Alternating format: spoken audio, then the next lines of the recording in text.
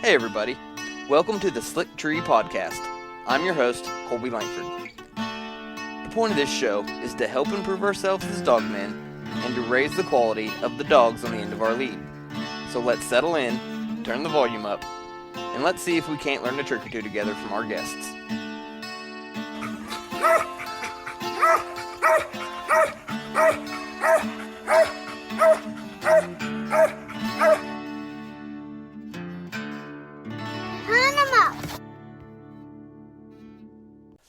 Hey everybody, you are listening to the Slick Tree Podcast. I'm your host, Colby Langford, and today I have got Ceb Scott sitting across the table from me. How are you doing this morning, Ceb? I'm doing real good. Yeah, well, I want to start out by thanking you for letting me come down here and giving me some of your time and feeding me a belly full of squirrel. I'm going to show up back down here, side of this mountain again.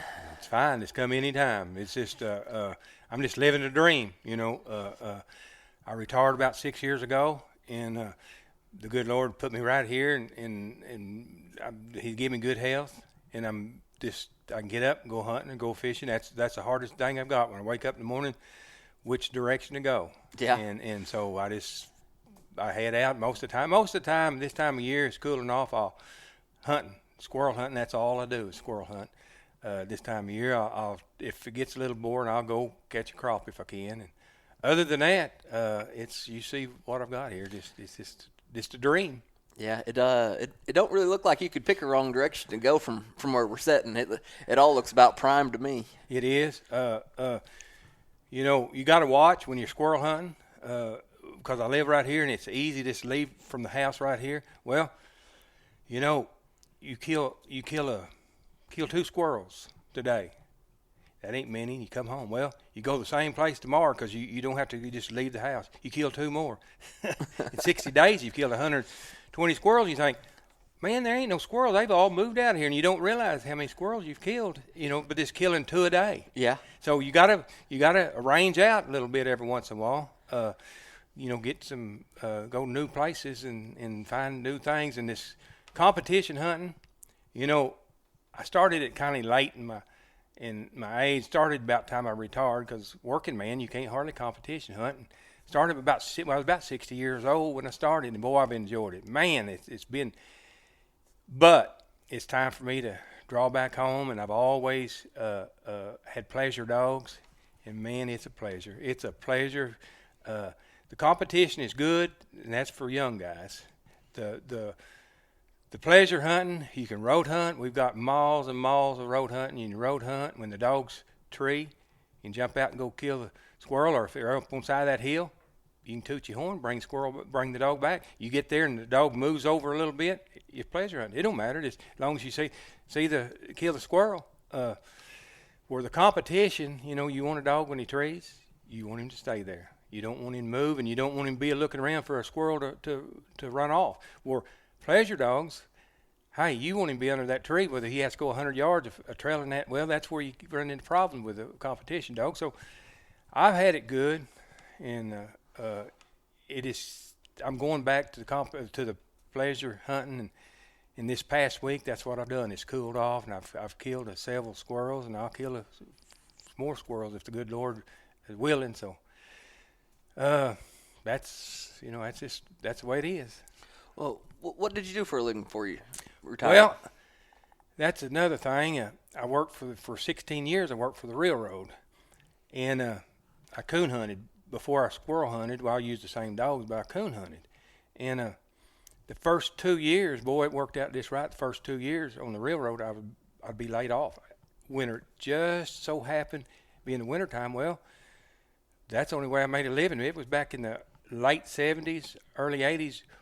When a coon hide was worth $30, and I was making about $50 a day working. So if I got laid off, man, I'd go coon hunt. Well, a coon hunter had a mule, and that's what I coon hunt on these mountains, Winding and Kamish and Blue Mountain, and you couldn't hunt down low because with coon hides that high, everybody had traps. Mm-hmm. So you couldn't get off the road very far without getting the dog caught in a trap. So you just hit on the side of them mountains, and that's where you hunted. Well, that's what I was making a living at. and made it pretty good. And I had a wife, and by that time I had a baby, so I spent the winter on the side of the mountain every night. I guess it's kind of like a wino or something, because I'd come in about daylight, give out, and say I can't do it tonight. I'm gonna have to rest. Just about dark, you'd go to shaking, and you'd go looking around. And you'd let out a holler, because my dog's running loose there at the house. You'd let out a holler, and they'd come crippling around, and then you go catch your mule. Now, the mule knew what was happening, and I'd have to really be smart to catch him, because he'd run way back in the corner there, because he didn't want to be riding it. And I'd hunt him. Well, I did it every night. And dogs, I could take a pretty good dog, coon dog. Now, a lot of people say you can't, but with a mule, 3 nights, he's done. I mean, you got him behind your mule. He's falling. I don't care how tough he is. 3 nights, and we ain't talking about 3 or 4 hours. We're talking about. I like to get out there about 10 o'clock at night and stay until we got daylight. You know? So you can knock a good dog out. So you had to kind of watch your dogs where you wouldn't run out of dogs. You'd have to keep one in the dog pen and resting. You know, but it was a lot of fun. And then I got on the county.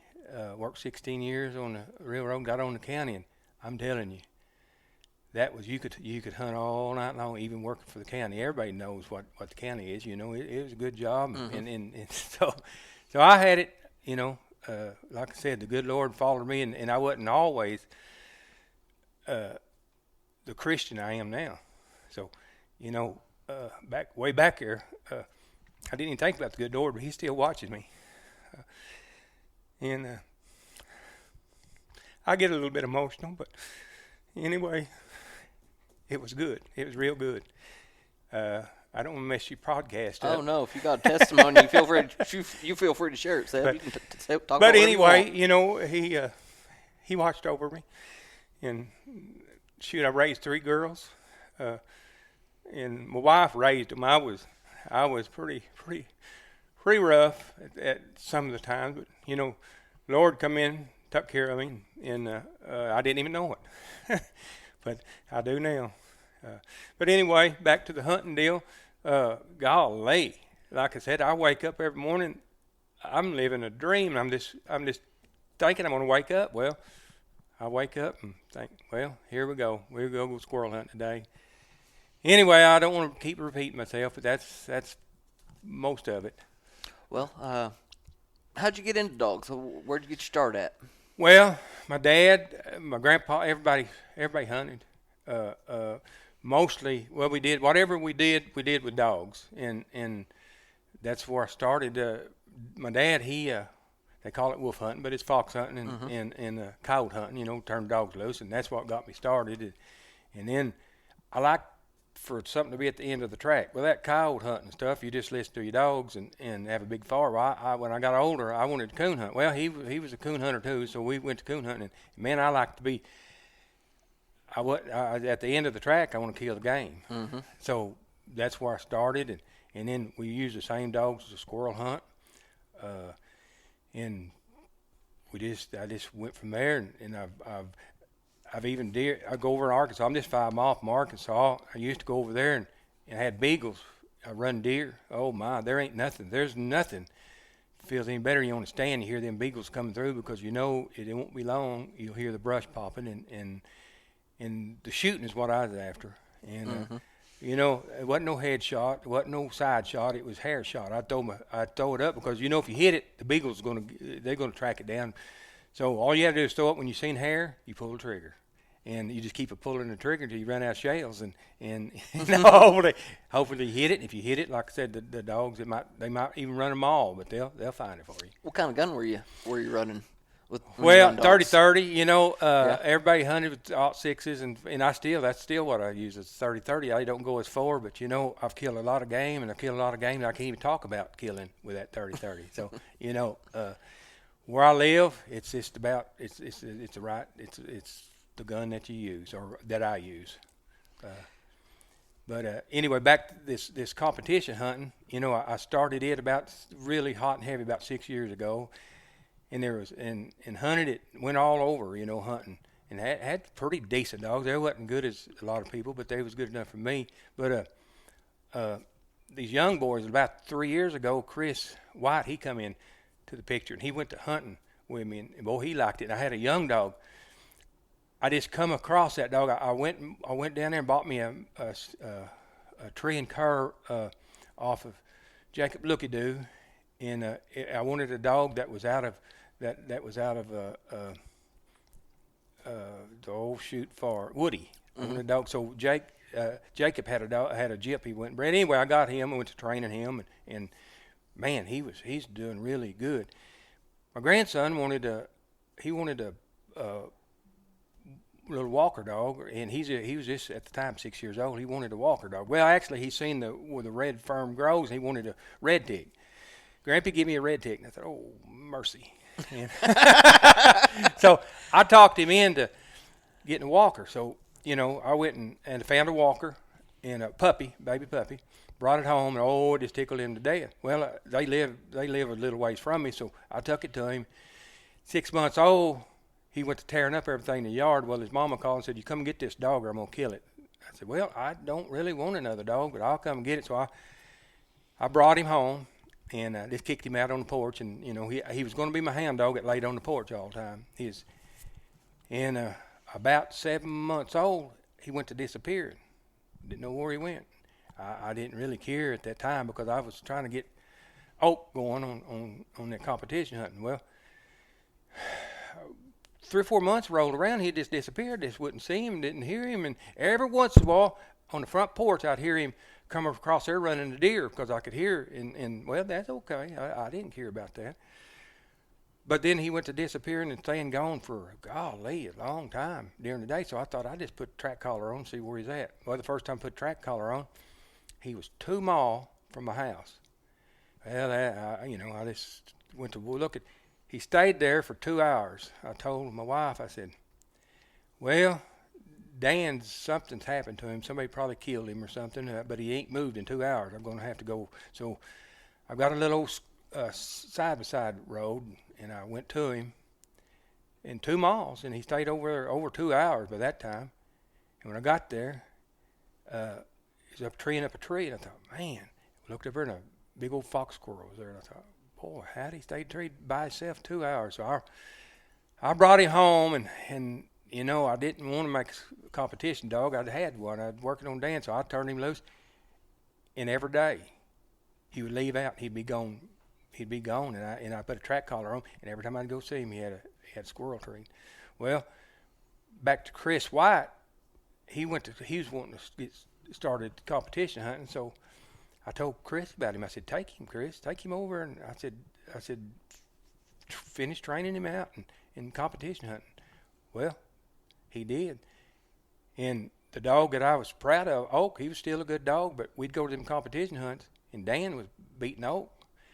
Sometimes Oak would beat Dan, sometimes Dan beat Oak, but man, Chris did a good job, and I think I can honestly say that, and we've raised some pups out of him since then, and Chris got one, and Braden, his brother's got one, and they're doing real good, so I'm hoping that them boys will take hold and go on, because I'm pretty much, it's going to be pleasure. It's going to be pleasure hunting, and the competition hunting and leaving it to younger guys. So that's pretty much all my story. Yeah. Oh, hey, what kind of dogs? Were you hunting whenever you were young with your dad? Were they just hounds? Oh, they were just they was everything. We had a squirrel dog, probably best. Well, it ain't but at one time he was the best squirrel dog. It was just a collie, like a lassie dog, collie dog. It was just that's what we hunted with. But now he cowed hunted, or we've hunted with walkers, running walkers and Julys and Triggs and that kind of stuff. But we just had everything. We like I said, we squirrel hunted with everything. He coon hunted a little bit until I showed interest, and then he really went to coon hunting. We walker dog, blue ticks, probably one of the best meat dogs. Now, they ain't no competition. Probably the best meat dog I ever had was a blue tick, lazy, or you would think he was lazy. We rode mules, and he wouldn't go hunting. If you wanted him on the creek bank, you got down the creek, but if he ever hit a coon track, you could you just go sit on the bank and build your fire up, because he's going to tree it. And it don't matter how long it took him. And 80% of the time, the coon was there. I mean, he hardly ever missed it. But he was like, if you didn't have a mule, you'd have never hit a coon because he's going to follow that mule. It was the beatingest thing you ever seen. But we was after the hides. We wasn't after it. And boy, when he hit, he was going to tree it. I had some good walker dogs that was coon dogs. They wasn't none competition. They was all meat dogs. I mean, coons all I wanted them to run, but they had the faults too. But like I say, this competition didn't come in here until about 8 years ago, 9 years ago when the competition, and it's a whole nother deal, I like it, but boy, I like for them to be if the squirrel leaves, I want them to leave with that squirrel, but you can't have that no more, or you can't have it in a competition, huh? Mm-hmm. But the dogs I got now, Stevens Kerr, I got them about 25 years ago. I like them for pleasure dogs. They would probably make competition dogs, but I like them for pleasure dogs. Sometimes they open a little bit too much, but the ones I got now, I try to raise them where they don't open as much, and when they tree, they've got the squirrel, and they watch the timber real good. They follow it and so that's when you see me, and if you come down to the Flora County, southeastern Oklahoma, in the Ouachita Mountains, any frosty morning, you'll see me. I've got a little pickup that I road hunt with, and you'll see me going down the road, and then there'll be a couple of little black dogs ahead of me, and that's where I'll be going. Oh my! And I like to train dogs, pleasure dogs. The competition dogs, I've trained about 3 or 4 of them, and it's a whole nother deal. These pleasure dogs, you can take 2 or 3 at one, take them together. It don't matter because when you go with your buddies, pleasure hunting, you want to really see how good they'll do up against your buddies, but you want them all tree together and pack up a little bit. Yeah, and just have a good time, because there's nothing any better. It being about 55 degrees, just a little bit of a mist, and you road hunting. You got your coffee, and you got your honey bun. It's up on the dash getting warm, and you're road hunting with your buddy, and you're drinking your coffee, and old Bo, he trees squirrel, and you run out there and you kill that squirrel, and I like to skin them. Now there are a lot of people who want to throw them in the truck and go home, but when I get home, I want them skinned. I don't want to have to skin them, so I skin them. And now, me getting older, see, most people I hunt with is younger, so I send them up on the side of them ridges to get them squirrels. I'll skin all the squirrels that we'll kill. I'll cut them up and put them in my freezer or my little ice chest, and oh my, it's when we get home, it's all over. Same way I do with my crappie. I like my crappie. I like to get them all clean before we get home. Because when I get home, I'm usually tired and I don't want to fool with nothing. I'm done with all of that until the next day. Let me back you up a little bit. Walk us through your squirrel skinning method. What's say we hopped in your little Toyota pickup out here, and we went out, treated a squirrel, shot it. When we get back to the truck, how are you skinning that squirrel, and then what are you doing? Are you throwing it I've got me start to finish. Okay, start to finish. Okay, I've got my grandsons with me. Mm-hmm. Tree a squirrel, and I'll say, Warhead, that's what I call him. His hair's real wiry.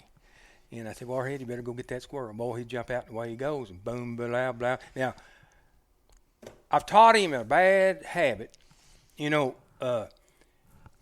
I'm furnishing shells, I want you to know. Mm-hmm. So we'll tree a squirrel, or he trees one. He goes down, and I've told him, I said, now, if you don't see that squirrel, I said, he's up there. If he's up a pine tree, shoot the top of that pine tree out, and he'll move. Well, that shells didn't used to be as high as they are now, but he'll go down there, and it'll be boom, blah, bloom, blah, bloom, and he'll come back here, and I said, where's the squirrel at? Well, he wasn't up that tree, but I got it where I could see around it. And so we'll go on, and he'll tree another, and a dog will. He'll go down, he'll get it. If it ain't too far, I'll go down there with him, and he'll bring it up the towel. He'll bring it up there, and we'll throw it in the truck. We'll go on down. When we tree another, while he's going after that one, I'll skin it. Now, I don't use nothing, which, a lot of people does, and that's good, but I can't. I never could. I skin it. I just cut his tail, back tail, put my foot on the tail, rip it out, pull it out, and I don't. You eat some squirrel here a while ago. Mm-hmm. You didn't find no front shoulders, no ribs, did you? Mm-mm. See, the backbone and the two back legs is all I use. My dogs treat them. My dog's going to get something. So I throw the head and the tail in the back of my truck on one side, and then I throw the ribs and stuff on the other side. And when I get home, these pot lickers that's running loose that ain't done nothing, they get the head and tail. And they'll eat every bit. There won't even be no hair left on the tail. Then the ones that I had in the back there hunting, they get the ribs and the lungs. They get all the good stuff. And that's pretty much the way and I put it in. I put them in the ice chest when I'm in the woods. I cut it up and put them in the ice chest. When I get home, I clean them up a little bit, put them in the freezer, put them and we'll eat them. You know, I'm pretty much the only. My wife, you've seen her eat one piece. That's enough for her for probably the rest of the year. But I'm the only one that eats the squirrels, unless the son-in-laws or somebody comes over. And, sometimes we'll just have a squirrel cookout. But other than that, that's the way we do it. Now I got neighbors that like squirrels, and I'll bring them to them. They'll be cleaned and everything. And I had one neighbor that you can't burn me out. And he said, you can't burn me out of squirrels. He said, they keep bringing them to me. He said, I love them. Well, it took me a whole year, started to the next year. And he said, don't bring me no more squirrels.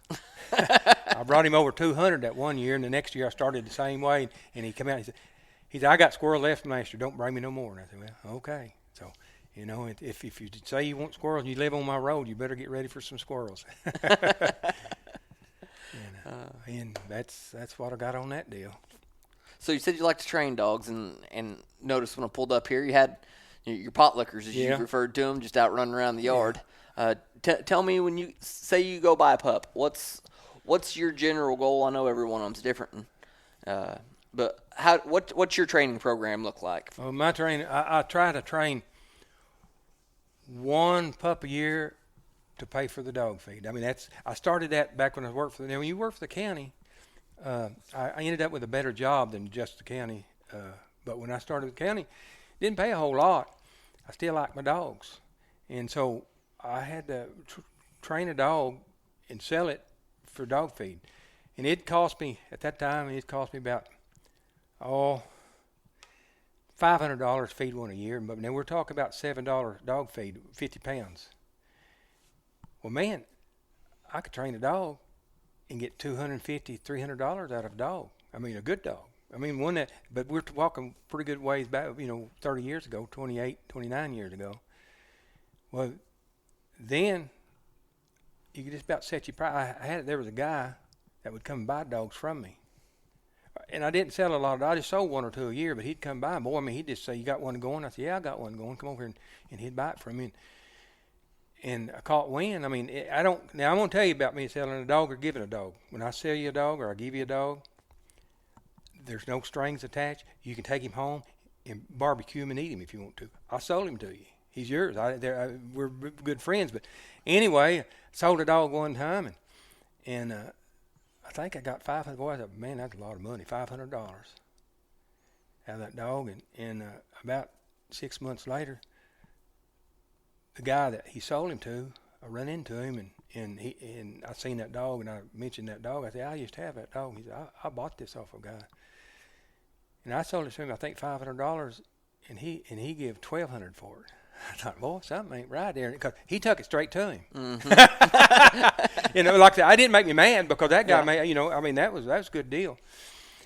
Well, then in 2008, I don't know whether you remember 2008 when the dog food, the gas jumped up overnight, and the dog food jumped from $8 to $18.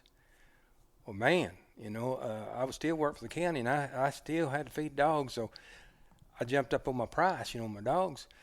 And then it got where you can just, if you got a dog, if you train a dog, and he trees good, stays treed, you can just about put a price. You just tell them what you want for them. There's people out there that'll buy them, which I still got local people here that wants a dog, and you can't, they ain't gonna give you. But if I know a guy and I know that he lives here, he wants a squirrel dog, he ain't wanting to peddle it, I'll sell it to him. But back to my way I train them, I know I get plumb off like Donald. Oh no, you're fine. I'm enjoying listening to it. I get plumb off like Donald Trump does.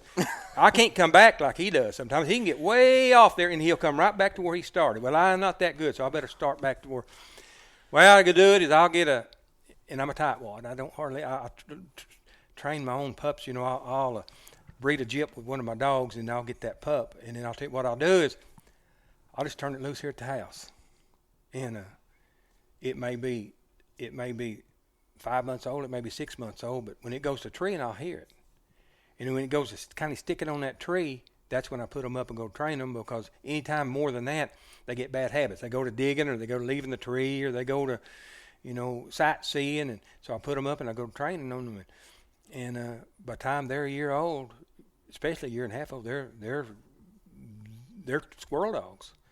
And I've got people that's calling me, but I don't have but one or two a year that I sell.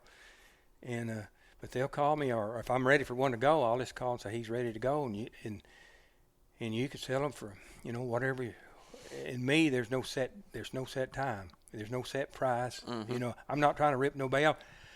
I don't need the money. I mean, it's not like I'm rich. I'm not rich. I don't have a lot of money, but it don't take, one guy, he knows how tight I was. I used to work with him. He said, you can live on a damn turnip seed for a week. And I said, yeah. I said, so it's not the money. It's just the pride that you put in a dog. Mm-hmm. And if you get a dog for me, and I'm not trying to say, I don't want to sell no dog. I'm just telling you the way it is. If a man buys a dog for me, he'll be exactly what I'll tell you, because there's a hill up here behind my house that's got a lot. Some of them dogs don't make it, and they won't leave my house if they don't make it. And but I enjoy it. The competition dogs, I would never hardly sell a competition dog, because it's too hard to get one. They got to be. There's a lot of things, but pleasure dogs. Oh man, you can get them about half Feist and half Stevens Kerr, or half Feist, half Mount. Oh my, them at about 30 pounds. Boy, they're just. I don't want a little bitty one, because sometimes they got to fight for their life. Them coyotes. See, I lost a Stevens Kerr last year. Right here by the house, I was hunting, and the coyote, I just come in and picked him up, carried him off, and I had not a tracking collar, not a training collar, but the tracking collar. Mm-hmm. And I lost the dog and tracking. I guess the coyote bit the antenna or something, because it just went dead.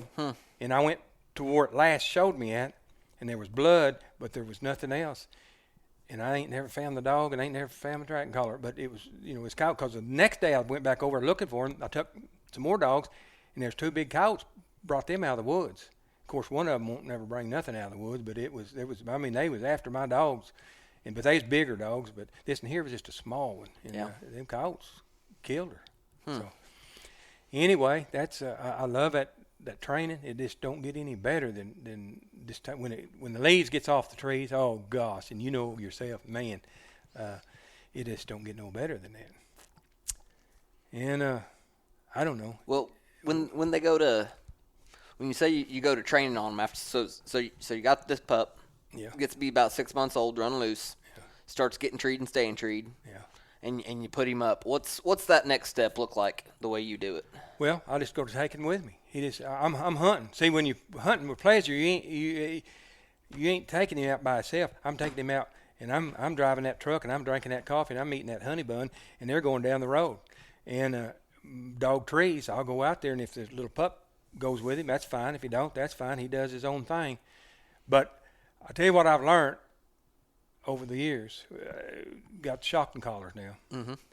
You're teaching them to come to you at your house. They know what the shocking collar is. They know when you hit that shocking collar, they come to you. Well, when I'm in the woods and I go to training the pup, when I get at the tree where my other dog's treed, that pup, he's out there chasing grasshoppers and stuff.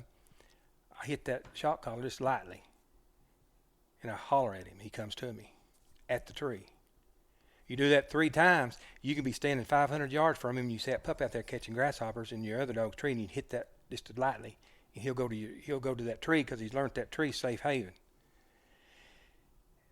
That takes all the work out of it, because every time he's off that tree, just tap it a little bit, and he'll go to that tree, because that's safe haven for him. Now, competition dog, you can't do that, because he's by himself, and get him all. But boy, them pleasure dogs, you can get it, and you can get him. And then you take him hunting by himself, and he trees, and he gets off that tree just a little bit. You can pump that, and he's right back on that tree, because that's safe haven. And man, that takes all the work. Because I've had them before. 50 years ago, you'd whoop a dog, well then he'd get scared of you, and then make him stay on the tree, and it was just. But that shock collar, buddy, whoever invented that, that's a lifesaver. You can get them.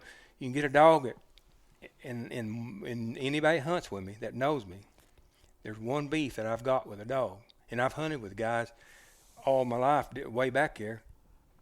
They have a danged old dog. You get ready to come hunting or go home, he'll run up there and put his feet on the tailgate, and you hip him in. They've done that 5 or 6 years. I mean, it's just a habit. My dogs, when I say get in, the third time I tell them get in, they'll jump over the truck if they have to, because they know what's happening. I mean, that shock collar is the best thing ever was. I mean, I guess it's a training collar, and you want to be, you don't want to get the public thinking it. But when I tell a dog to get in, they better get in, because they ain't got no other option. And when I drop my tailgate and tell them get in, I want them to jump in. I don't want them up there and throw that feet up there and say load me up. No, that ain't gonna get. And the guys that hunts with me, boy, that's the first thing I do. I light in on them, like Chris and Braden. Now, they got their dogs. They load too, but when we first started, oh, gosh, their dogs run up there and jump on the tailgate, and I'd go to laughing at them, and they go into working on them. But now, their dogs jumps in there. Man, you give out. You're ready to go home. You don't want to chase a dog all over the country or him that's get up there and you got to load him up. You want him to come on. Yeah, I think that's one of the nice things about the training collars is, it really don't take a whole lot. No. I was just over at one of my cousin's house the other day, and I took a dog over that wasn't working out for me, but I think it was going to be a pretty good fit for him. And we were talking about, because he lives on a road, and the last one he had end up getting hit, and talked about breaking one from cars, and we took his Garmin and I put it on my wrist, and I was helping him get it set up, and I think we set it up to where his buttons were on low was 2 and high was 4, or the next jump up was 4. And I mean, you put it on your wrist, you don't hardly even. I mean, you feel it, but it's not like it's ripping your arm off or anything. It's really just something to break their attention. Is all you really got to do. That's right. That's right. People take the association of a shock collar is it's always some cruel, horrible thing that's burning the hair off their neck, and that just really ain't the case at all. It's not. I mean, honestly, if you set a dog up like that, I mean, you just ruin the dogs. All you do, and you waste your time. Yeah, you do. You of course, there's people, and I'm just talking for myself. I've never run a dog on a shock collar, but I'm pretty hot-headed. But now I'm just talking about myself. Man, I've hit them. A day or two, they forget it, but I've hit them so hard. I've been looking at a dog. Now, that's me not thinking right. I've got, your shock collar's got 10 dogs, but, I usually 3 dogs at the very most. I'll be looking at old Bo down here, and he's treeing, and Jack over here, he's not treeing. Well, I want Jack to get on that tree, and I hit this thing, and old Bo just goes to barking 10 times faster. Well, why ain't Jack coming? I hit him again, Bo, I mean, he's already barking, but he really goes to barking. And then I realized I'm hitting Bo instead of Jack. And I got another funny that I'll tell you. Dan, we was talking about Dan. Me and grandson went in halvers. We saved our money. I think we give $400 for him, and grandson, he went $200, and I went $200. I mean, he had to work for it. His mom and dad made him work, and he even carried a Bible to one of his elder ladies at church. He carried the Bible in church for $5 every Sunday. but anyway, we went, and Dan was at my house. He'd done tore everything up at their house. Dan was at my house. Well, this is before I made a competition dog at him, but I had him in a dog pen. I was hunting him, and he'd come over, and every time he'd come over, we'd go hunting with Dan. Well, Dan was bad about barking in a dog pen, so I put the barking collar on him where he wouldn't be barking. Well, Colby Warhead come over, and he said, "Grabby, let's go hunting." I said, "Okay, go out there and turn Dan loose, and when he trees, we'll just go to following him." I said, "Squirrels ought to be stirring." He turned him loose, and in 20, 30 minutes, I forgot about it. Warhead come in and said, "Grandpa, Dan ain't treed yet." I said, "He ain't treed yet, no." And I said, "Well, maybe they ain't stirring." And I said, in about an hour, Dan come in, and he had that barking collar on him. And I thought, oh, no. I've burnt that dog because I know he was treeing somewhere or trying to tree, and I didn't say no. I just took the bark collar off of him and just turned him on. 15 minutes later, he had a squirrel tree in front of the house. But he went an hour. He never said a word, and so it's that was the honest time. I saw he opened the gate. I forgot about the bark collar, but anyway, he opened the gate and he went down there. But it's hard to. I mean, I've heard people. I mean, they must get really rough on one to burn one because I've been pretty rough, and I've never. Now it might take a day. I did run over one, didn't kill it. Run over one time because it was running a deer, and I went shocking it. And got up under my truck, and I didn't know it, and I run over it. Boy, they're bad about, I mean, they want that thing off of them. But anyway, I'm 68 years old, and I could tell you some stories, but we ain't got time for, Oh, we got time for stories. We got time for stories. I forgot to mention this before, but like I shoot for about an hour on episode length. So right now we're only about 35 minutes. Okay. So we got plenty of time. So. See, sorry. Well, I don't know. I've about shoot for I don't know what to tell you. Well, I got a question for you. So I noticed the Sasquatch lane sign down on your driveway. That's my wife's. Yeah, I was gonna say this is kind of a Sasquatch hotbed according to some people. I was gonna ask what your thoughts were on that. Well, I've hunted all my life. I've hunted in these mountains all my life. I've not seen a track. I've not even seen a big track. I've seen some big human tracks, but I've not seen a track. I ain't seen. I got some neighbors that they're from. I don't know. They're not from around here, down there on the hill that believes in them. But these loggers has cut these logs all their life. They've cut all that timber over in there. They cut all this timber. They've never seen him, never seen no footprints. But now I ain't saying he's not here, but I'm not scared of him. Now I've seen some people that looked, that was similar, that looked like what one would look like, but they was humans, Mm-hmm. But I don't know. There's a lot of different things. But I say if you're going to look for one and eat him, you're going to starve to death. Yeah, I don't know if you know any of the tunes. They're a little bit south of here. They run a lot of hog dogs and whatnot. But yeah, I know who you're talking about. We asked them one time, and Liddell said, "Well, don't you think that if there was Sasquatch running around out here, we'd have had one bait up, tied to a tree somewhere before now?" Yeah. I mean, I've hunted with my dogs all, and it's the people that believes in them. They believe in them all the way, and they get mad, So I'm not here to make nobody mad, but I'm saying you better not be waiting for one if you want to see one, because they're pretty scarce, I guess. And I've seen all kinds of tracks. I've seen mountain lion tracks. We do have mountain lions here. Not a whole bunch of them. In fact, I seen one about 10 years ago in front of my house. I seen him one time. It was a small one, but other than but I've never seen old Bigfoot. But over in Octave, Zafre, and all in that area, that's the people that live there are not just some people think they've seen them. So I ain't gonna question them any, but I haven't seen one. I did hear one time I was coon hunting by myself, and boy, awfully when you're by yourself and you're in the mountains and you hear, man, I'm gonna tell you that's a scared as if I'd been afoot, I'd been about to had my mule, and I was tied up there, and the dogs way south of me working the coon track. Boy, I heard something awfulest noise. Now it sent, it made the hair stand up in the back of my head, and I heard it several times. I eased over and got on my mule, and I eased on out of there. But later on, the older guys back then said it's probably a coyote. But it wasn't, howling like it was just making a dangest noise. But that's the only time I've ever really been scared.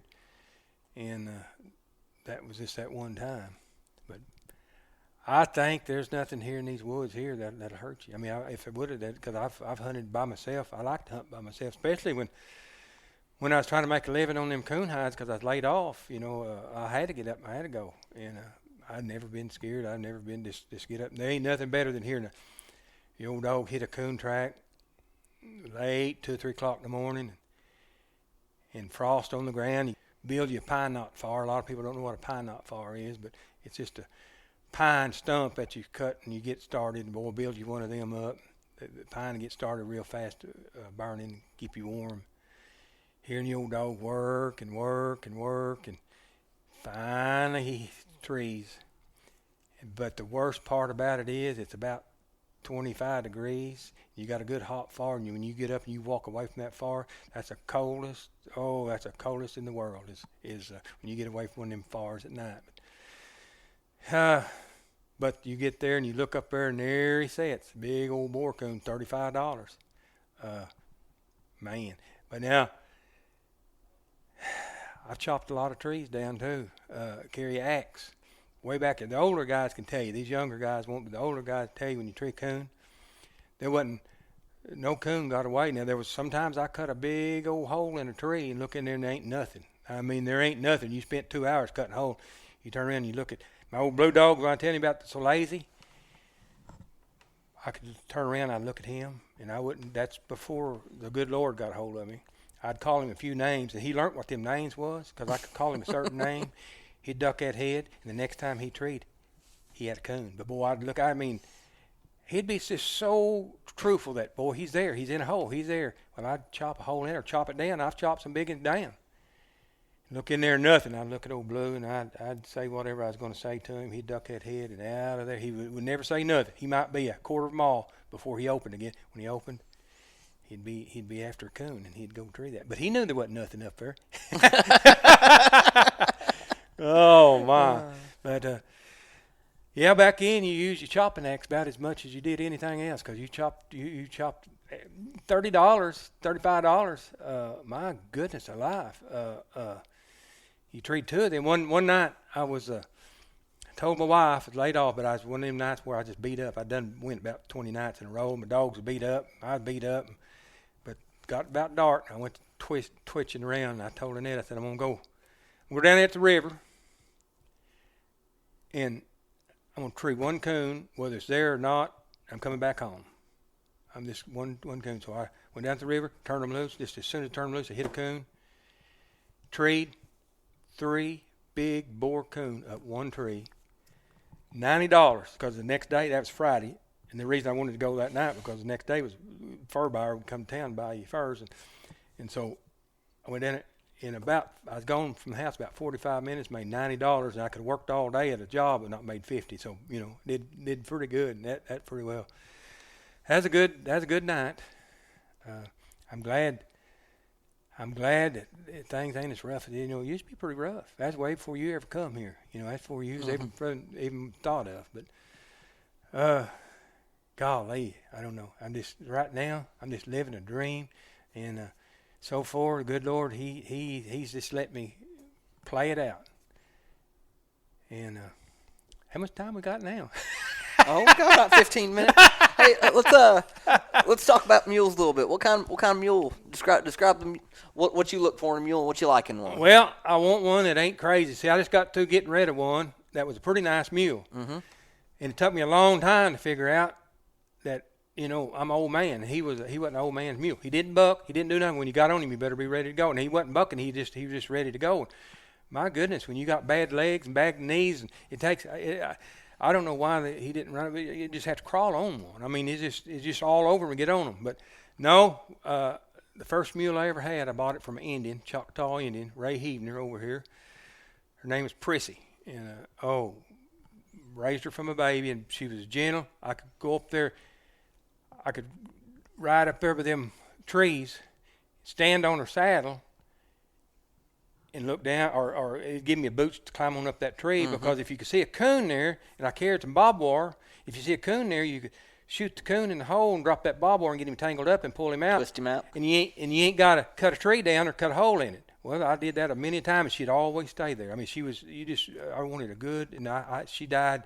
She's about 35 when she died, but man, you want a good mule. You could do anything that you wanted to. And one night, I was coon hunting right this right here west of the house here. I was coon hunting, and a coon jumped. I tied her up.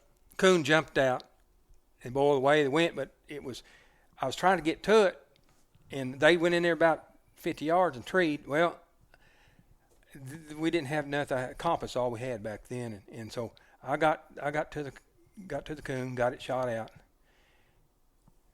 had my mule tied up. I mean, these mountains, and I thought I was going the right direction, and I guess I went opposite. It took me 5 hours to find that mule, and I just happened to be looking. I was walking and looking, and I mean, I walked and walked and walked and looked. I happened to see an eye in between all that timber and stuff. I just happened to see. What kind of light did you have? I had, well, it was a wheat light. Yeah. At the time, it was the top of the line, you know. It was a wheat light, but I just happened to. No, it wasn't a carbide. I told you, I was a little bit above that carbide, but it was a wheat light. But I just barely could see an eye, and I started walking. But that's after 4 or 5 hours that I looked and looked and looked and looked and looked, and there she was. She didn't paw the ground. She just was just calm. But that's the kind of mules I liked. I like good, calm mule. But back to my other mule, my wife got more. She said, you need to get rid of that mule because it's going to hurt you.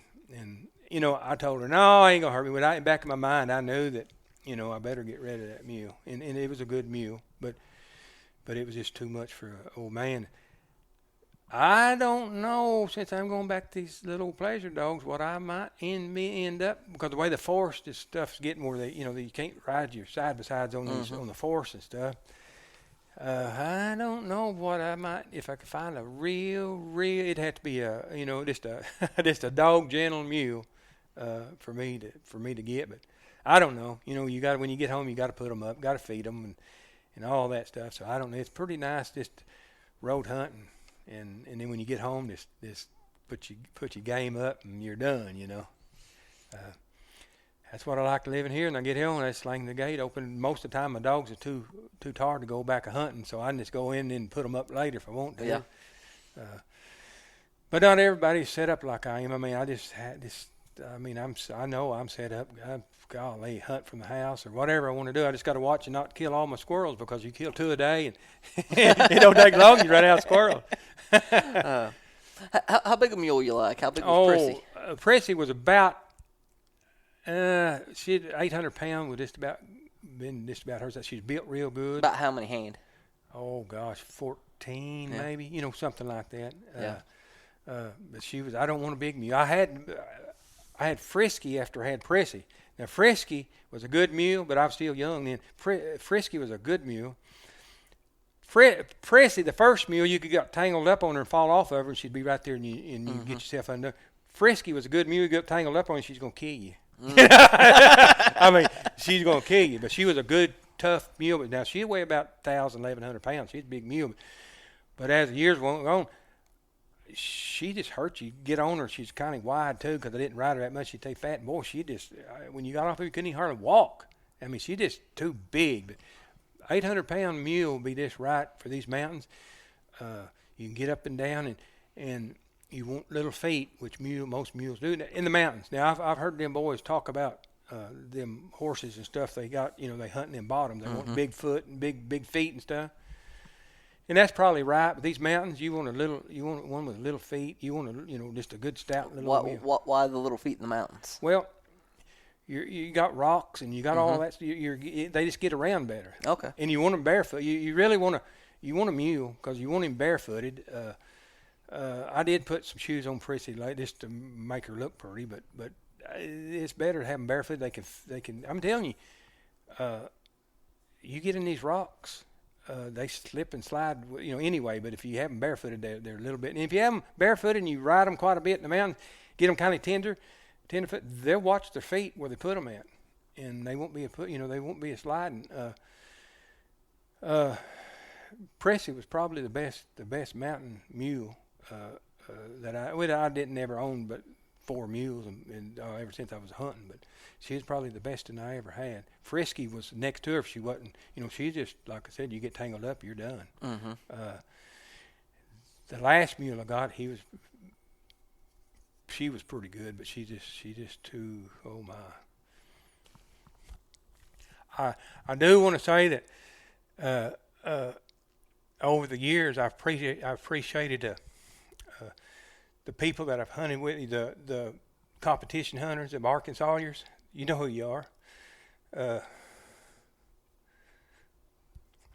I I appreciate it. You boys taking care of me over the years. D, Mike, you boys taking good care of me. Some of the times when I should have went to the dogs, you say you got it. You went on and you checked the dogs out. And I didn't have to do all that walking. And Mike more especially, he was you're a dandy. You know who I'm talking about.